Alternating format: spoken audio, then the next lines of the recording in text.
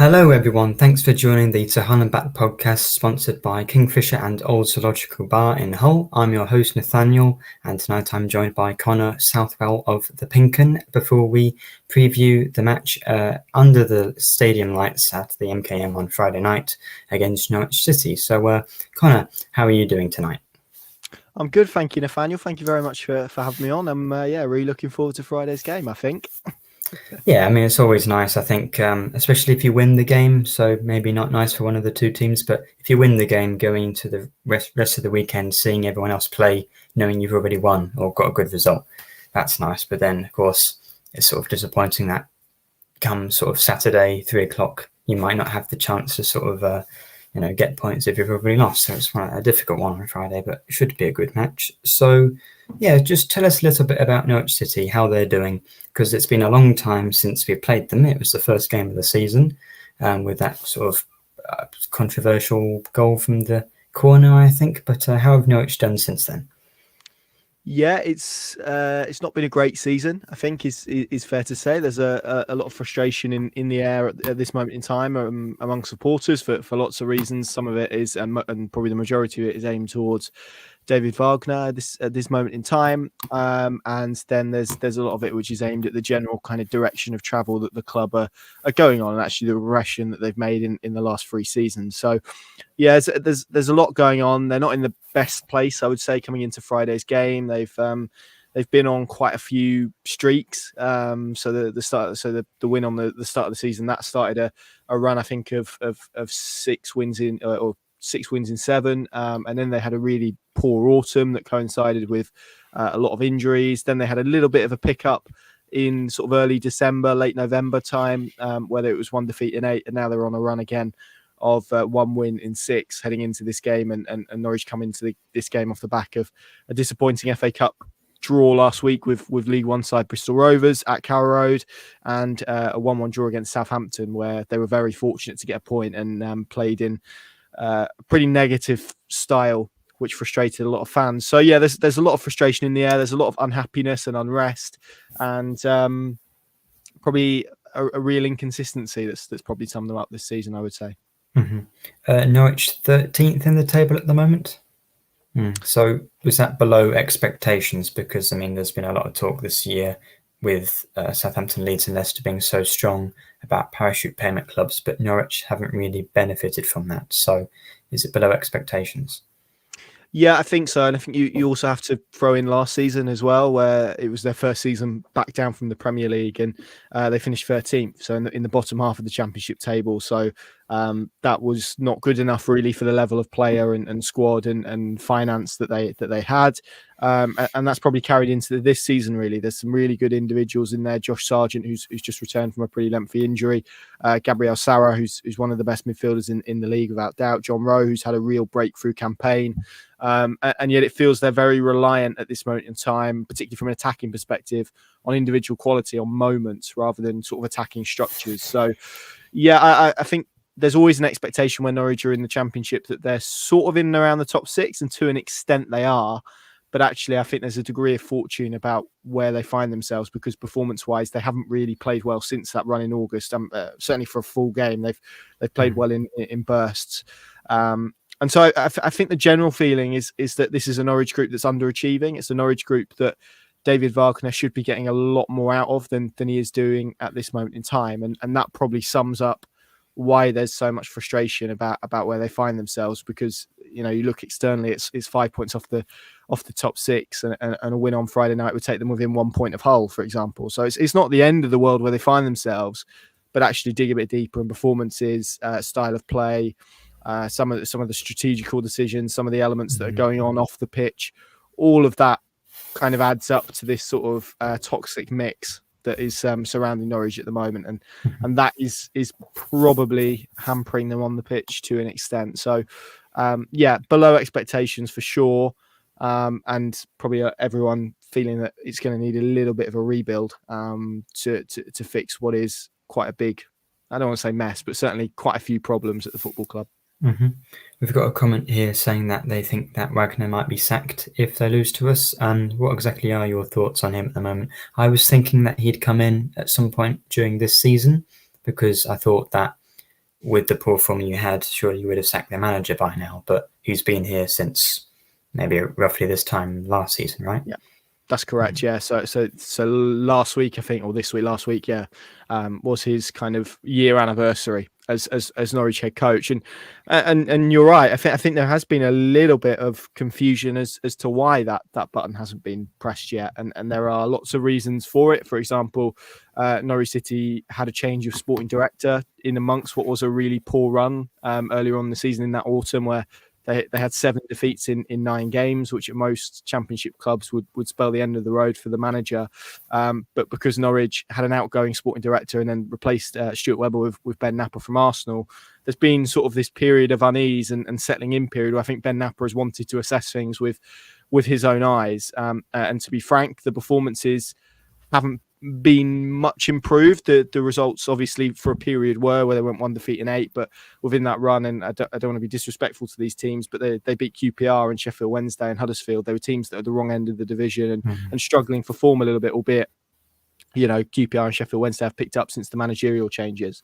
So yeah, I think Norwich fans are kind of asking themselves the same question, because every game comes, another defeat comes, a run of defeats comes, and yet nothing really changes. And I think there's that is kind of hints towards the frustration, because there's a lot of supporters at the moment who don't feel like they're being heard and don't feel like they're being respected even by the club's hierarchy. So there's kind of a lot of dynamics going on in amongst this. But yeah, I think it's fair to say if he goes on a similar run to what he went on in the autumn, and we're not that far off that now, I think it would be very difficult for him to survive as Norwich City's head coach much longer.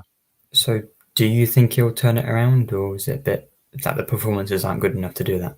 Yeah, it's really tough, isn't it? I'm sure you guys have seen it at Hull. When a manager loses the fans, it becomes very, very difficult. Not impossible, but very, very, very difficult to see a way back for them. And it does feel, and actually Saturday's draw in the FA Cup against Bristol Rovers kind of felt like that was the point that it's really shifted and really turned again. After what was a little bit of a revival at sort of early December to just before the festive period. So I think it's going to be a struggle for him to turn it around now because of everything that's going on and the mood around him, because he's going to need such a good run of wins now and performances to change those opinions. And what it feels like is, even if he wins on Friday, well, Norwich have West Brom at Carrow Road next Saturday. If they don't win that game, you kind of find yourself back in this position when people are asking questions about his future and venting their frustrations towards him. So once you get into this cycle, it feels very difficult to know how that ends, other than a head coach leaving the club, which is a real shame, because he's a really good guy and he's handled himself really well over what's been some pretty tough months at Norwich City. Yeah, I remember he scored, or he didn't score, but not scored, was it 8 goals in 2 games when he came in at Preston somewhere else? So it started pretty well, but I mean, Norwich played very well against us on the opening day, but it doesn't seem like we thought Norwich would be a good team, and it turns out maybe we shouldn't have sort of been played off the park as much as we were in that first game. But tell us a little bit about the FA Cup then, because we were disappointed to draw at home to Birmingham, but drawing at home to Bristol Rovers was probably even more disappointing. So what sort of went wrong? Yeah, and not just drawing to them, but for periods of that game being completely outplayed by them as well. And that, I think, is the frustration from Norwich fans. Particularly, there was a spell in the first half where it was one-way traffic, and barring a really good George Long save, someone that you guys know well, and the post, they would have found themselves behind at half time, at which point I think it would have been really difficult. They had a couple of really good chances in the sort of 10 minutes after half time. Adam Eder had 2 wonderful opportunities and squandered them both. And after that, really, it was a bit stodgy in possession. They didn't really create much, and Bristol Rovers could have nicked it at the death. And again, they took the lead after sort of 10 minutes, 11 minutes. So you do that in a cup tie against a team that is in a lower division at home. There's the expectation that you go and kill off the tie, and they didn't do that. And defensively, we'll call out. Bristol Rovers deservedly equalised and were truly good value for the draw that they got and the replay that they've earned. But I would say in many ways it kind of encapsulates why Norwich fans are so frustrated with David Wagner at this moment in time, because the way he's trying to play, the way he's trying to set up, just doesn't feel at this moment in time like it's yielding results, and it's getting the best out of what should be, you referenced it there, some really good players at championship level, let alone against a League One opponent. So I always say you can get draws that feel like a win and draws that feel like a defeat, and it felt like a draw that felt like a defeat. And actually, the replay is is not a game that Norwich City needed really between obviously Hull on Friday night and then a big game against West Brom at Carrow Road on Saturday. It feels like a really big week for their season, so it's a little bit of an unwelcome distraction. But yeah, really poor performance, and well, he went pretty strong in terms of team. It's not like he played a load of youngsters and they were outplayed. Ashley Barnes played, Josh Sargent played, John Rowe came on, Adam Forshaw played, Onel Hernandez played. So there was some really sort of mainstay, Grant Hanley, Danny Bart, Sam McCallum. There was a lot of kind of frontline players who, albeit haven't played that much recently, but were in there and should have been good enough to beat that Bristol Rovers team. Credit to them, they were excellent. But yeah, it was a really frustrating day, and I think it kind of sums up where Norwich City are at the moment. Mm-hmm. Yeah, I think draws that feel sort of like defeats, especially as some of our fans will have to go to Birmingham for second time in a season, which isn't fun, and playing quite a strong team and having that extra replay. It's exactly the same as Norwich. We're not really chuffed about having that. I mean, if we do go and win at Birmingham, we have to play Leicester away in the Cup, which isn't ideal. Who are Norwich playing in the next round if they do get through? Is it worth anything? Liverpool away, so it's probably even worse. Yeah, just sort of pointless because they're going to go and put all that energy into winning away potentially, and then get battered by whoever they play next. I mean, we are one of the few teams to have beaten Leicester at home this season, but second team, I don't know whether that will happen again. So talk a little bit about Jonathan Rowe, because he had that incredible run at the start of the season and then 2 great goals at Ipswich, which I'm sure you'll have been happy about with the local derby. So just how good is he?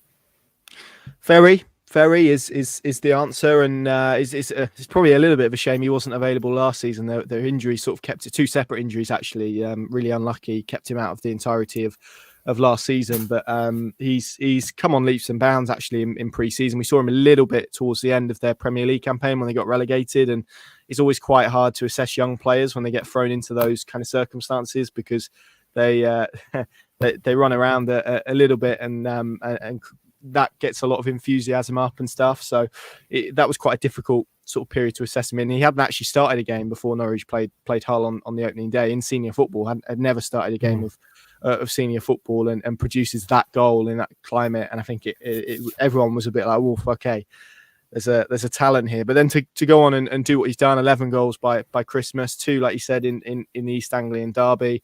What a way to sort of start your career, really. And I think there's a recognition now from everybody that Norwich have got a very, very special young English talent on their hands, and those are, as we all know, very prized assets, really. So it's going to be difficult, I think, beyond this season to keep him, and that's the problem that Norwich face. But in terms of an academy product coming through and absolutely adapting to life at Championship level, he's been fantastic. I would say that I think more recently, and I'd probably include this Ipswich game in that, I don't think his performances have quite been at the level that they were at the start of the season. I think we have seen a drop off, and there was a little bit of a heel injury earlier on in the season, which kind of has stifled his performances slightly, but there are still these flashes of quality. He teed up Josh Sargent in the game against Southampton when Norwich had absolutely no right to get a point from that game. Scores goals wonderfully, has this really hard to kind of describe. It's an innate ability just to try and throw himself on the end of crosses, and can almost smell a goal. And players either have that or they don't, and he absolutely does. So yeah, really, really good talent. Not been quite at the level he has been, but yeah, I think it's hard to put into words the impact that he's had, and quite a scary thought to imagine Norwich City without him at this moment in time. Yeah, I mean, City have they've struggled with that Jaden Philogene. It's that sort of difficult thing. You want these good players, but sometimes if they're so good, obviously the financial gain from selling them is very positive, but it's not really nice to just like Philogene. We signed on a permanent deal, but it feels like he's on loan because he's so likely to be sold to a Premier club. But Connor, Harry even has asked you, does it hurt so much that Ipswich are doing so well this season? Although I thought it was funny that Ipswich haven't beaten Norwich for 10 years. They finally have a good season and then they still don't win. 14 years, yeah, even longer. It's remarkable. Yeah, it's I don't think it's helped. Is what I would say. I don't think it's driven the frustration that's around these parts quite as much as perhaps some people would have you believe. But it obviously doesn't help matters when they're looking up the table and they're seeing their rivals doing so well. And look, we all know how football works. It works in cycles. They've been so poor for such a long period of time. They've been in League One for 4 years. Everyone knew that there was going to come a period where they hired a coach or they recruited really well or something got going and they would shoot up the table because, to be frank, they're too big of a club not to do that. But yeah, I think what has kind of calmed it. I think if Norwich would have lost the East Anglian derby, I think it would have been a lot worse than perhaps it has been. Because that is, in what's been a really tough year, I would say, for Norwich City fans, that's kind of been the only thing there is to cling on to, the fact that they were able to preserve that record. And I know there's been a lot of jokes made about the celebrations and whatnot at Portman Road, but it was a celebration of the record being preserved. So yeah, it is what it is. I don't think it helps, but equally, I don't think Norwich fans are obsessed with what they're doing, no more than anyone else is with their rivals anyway. And yeah, I think there is an element of let's see where they end up at the end of the season, because it does look like their form's starting to take a little bit of a dip. Yeah, I mean, of course, it would always take a dip because no matter how good they are, coming up from League One, they don't have that same sort of quality and depth, perhaps, that the relegated teams and maybe us with all our signings and West Brom are doing pretty well that they have. But yeah, I mean, it depends. Leeds might bottle it again. I'd enjoy that. But yeah, we'll see. What's your thoughts on Hull City so far? Because, I mean, we could have got a decent point on the first day, but since then, done okay. Just signed Fabio Carvalho on loan from Liverpool today. What do you make of him as a player? I wish they'd have waited until after Friday. Yeah, really, really good talent. And that's made what was, I think, already a pretty daunting prospect for Norwich City on Friday night, probably even more daunting. The fact that a player of his calibre has gone into what is already a very good team. Big fan of Liam Rosenior. I think he's one of the brightest English coaches around at this moment in time. And you only have to look at how Wayne Rooney, I think, has done without him to kind of show his quality. And obviously what he's done at Hull subsequently, really, really good footballing side. And the progress that you guys have been able to make under him is phenomenal. And yeah, I think Norwich fans probably enter the game on Friday with a huge amount of trepidation, even though you guys have only won one of your last 5. I think there's a feeling that it's a game that really could go wrong for Norwich and almost be, we spoke about David Wagner earlier, almost be another kind of nail in his coffin if it goes the way that many Norwich fans were expecting. But I would say that there's not a lot of Norwich fans who are looking forward to this game at all. They feel they're huge underdogs. Sometimes that helps. Football's a funny thing, isn't it? But yeah, with the quality you have and the feeling that's around Norwich City at the moment, there should be a real opportunity for Hull here, I think, to get themselves back in the top 6. But yeah, majorly impressed. And I think, to be fair, you could see some of that quality on the opening day. Norwich were running hot during that period. Like I said, there's a lot of controversy around the winning goal, but yeah, I've been really impressed from afar about how Hull have conducted themselves and how they play football and how Liam Rosenior sets them up. So yeah, it's really good to see what you guys have done after what's been quite a few tough years for you guys as a football club. Yeah, I mean, every time our owner speaks, it's brilliant. I mean, he was just on Sky the other day, basically confirming 2 really good signings, Carvalho and then a goalkeeper who might be announced before the game, but probably won't play. But yeah, we talked about Carvalho is probably the main danger man for Hull City. We've talked about Rowe, Gabriel Sara, the player of the season for Norwich last season. Is he the other one to look out for on Friday? Yeah, definitely. For me, in terms of sort of creativity, he is one of, I think, the best at this level. He's almost like a Rolls Royce and a Peugeot garage, I think is the best way to describe him. He's excellent. Very few players have created more opportunities than he has this season, and that's in a team that's been really poor for the most part and not performed to the level that they would expect. Again, like John Rowe, really probably a player that Norwich fans are making the most of for the period that they have him, because I think he's destined for for the Premier League and a really good sort of Premier League club, maybe even top end Premier League club as well. He's that good. Saying that, he's not scored, I think, in 8 games now, maybe even slightly longer than that. And David Wagner's played in a slightly deeper role, which he's kind of faded out a little bit. He's a lot better when he's pushed further forward. That's largely been because Kenny McLean's been playing as a centre back, and it's all kind of had a knock-on effect. But he's a brilliant footballer, classy, just one of the footballers that you really want to watch growing up, because he reminds you why you kind of fell in love with the game. He's that type. He's not kind of a silky, skillful Brazilian in the way that we would think of the Ineos, but he is a very, very good central midfield player, a bit box to box, lots of energy, lots of quality. And yeah, it's been a pleasure actually to watch him develop since he came over from Norwich, from Sao Paulo. Sorry, he was Norwich's first signing directly from South America after what was 4 years of work, and that he's proven to be an excellent signing. So yeah, he's fabulous, and it's one of the few elements of this Norwich City team that is often raved about because of his quality. Mm-hmm. Well, before we get onto our predictions, which has become increasingly controversial in recent weeks with the predictions me and the other people on the podcast have been throwing out recently, one thing I do like to do, just to sort of kill time on the main episodes, but I thought I'd get your perspective as well and hopefully not insult you too much, is this combined lineup I've made of the Hull City and Norwich City lineups. I did have another one, but then since we signed Fabio Carvalho, I thought he might just about sneak in. So I've made a new one for people listening in. I'll just read it out. We've got Angus Gunn in goal, and then Matty Jacob, who scored in the FA Cup. And then, of course, that creates Jacob Greaves at the back, which is a nice sort of thing. So Greaves at the back, Jones, is it Matt Stacey at right back? Jack Stacey, yeah. Jack Stacey. Yeah. That's definitely what I said.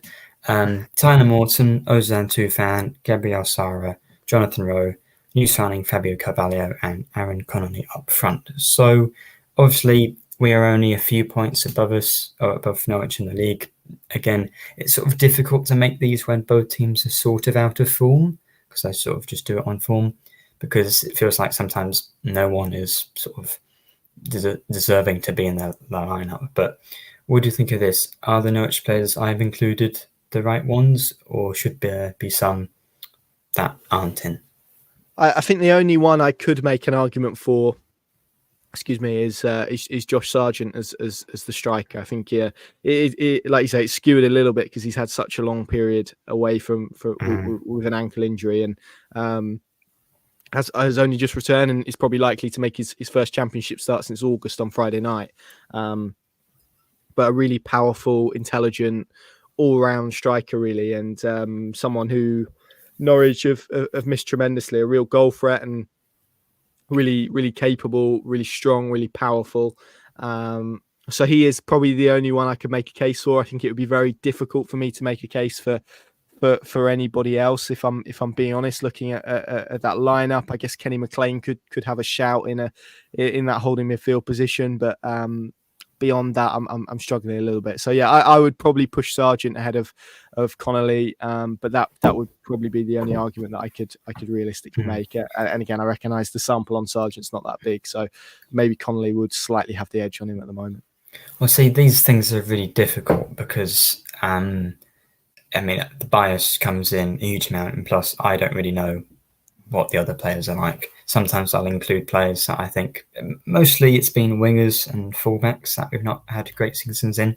Whoever the fit fullback is at right back at the moment goes straight in, because all of ours are injured really, for the opposition team. But Connolly, again, he's not had a huge amount of minutes. He's got the third best goals to minute ratio in the league. But then how far you can go off that stat isn't too much, because Tom Eaves, who we used to have, who's not very good and has only got 2 goals, is number 2 in that sort of table. So yeah, difficult, but Sargent's a decent player. I couldn't possibly allow you to have McLean over Tyler Morton. He's been incredible, but maybe McLean, if he's been playing deeper, could be one of the centre backs, possibly move Greaves to left back. But yeah, these things are just for fun. So people give me criticism for these, but I've got a whole lot better, I think, over recent years. But something I've not got better at is predictions. I recently sort of jokingly predicted we'd beat Sheffield Wednesday 5-0, and then got lots of nasty messages from Sheffield Wednesday fans after that. And that means I'm basically going to start predicting ridiculous wins every time we play. So don't take this seriously. But Connor, add some gravitas and some realism, perhaps. What's your prediction for Hull against Norwich? I think it's going to be a really tough night for Norwich. If I'm honest with you, I just think the circumstances, the mood around it, obviously the addition of Fabio Carvalho into Hull's lineup, the X factor that's going to bring, full house at the Hull's home ground. I think all of those elements are going to be really difficult for this Norwich side, who are low on confidence to overcome. I would expect them to be pretty pragmatic in their approach and pretty conservative in their approach, and I think that will probably suit Hull City. So reluctantly and sadly, I'm going to go for a 2-1 home win. Mm-hmm. Yeah, I think 2-1, that doesn't sound so bad. Defensively, we're a bit suspect at the moment, so it might just be a case of outscoring. I mean, Sarr and Rowe could get some, Connolly, Tufan, players like that, and Carvalho, maybe Billy Sharp off the bench could get some goals, but I mean, I don't really know. I've sort of given up. I've lost interest in the prediction leaderboard we have. So I was going to go 5-0 every time. We've got Carvalho. Maybe that'll make it 7. But let's be realistic. And 2-1 win doesn't sound so bad, actually. I might just predict the exact same thing. Maybe just, yeah. I mean, Will, he predicts 3-0 every single game. And he's second in the leaderboard we have. So not such a bad idea, but I'll go 2-1 win. I like that. I'll steal that off you. So, Connor, thank you very much for coming on, being a fantastic guest. Do you want to just plug all the stuff you do for a moment? Yeah, everything that I do can be found at pinken.com or what's formerly known as Twitter at Pinken. So that's the best place to go for all of my content, or obviously the handle that's underneath my name for me personally. So yeah, that's the best place to go. Awesome. Well, thank you very much for coming on. Hope you've had a good time. And thanks to everyone who's liked and retweeted and shared and done all that good stuff online to the Tarhan podcast. So thank you very much, and we'll see you next week.